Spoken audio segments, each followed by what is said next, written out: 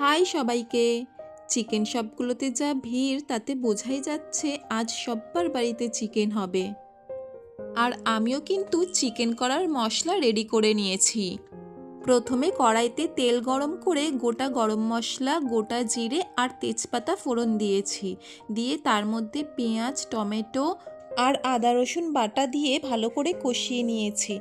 নিয়ে তার মধ্যে নুন, হলুদ আর সর্ষের তেল মাখানো মাংসটা দিয়ে আরও ভালো করে কষিয়ে নিয়েছি। আর এই ফাঁকেই দিয়ে দিয়েছি সমস্ত গুঁড়ো মশলা, নুন, হলুদ, লঙ্কা গুঁড়ো, ধনে গুঁড়ো আর জিরে গুঁড়ো। আর দিয়েছি একটা চেরা কাঁচা লঙ্কা আর হাফ টিস্পুন গরম মশলা গুঁড়ো। কষাতে কষাতে যখন মশলা থেকে তেল ছেড়েছে তখন দিয়ে দিয়েছি পরিমাণ মতো গরম জল। ব্যাস, সানডে স্পেশাল চিকেন কারি একদম রেডি। দেখে বলো তো কেমন হয়েছে।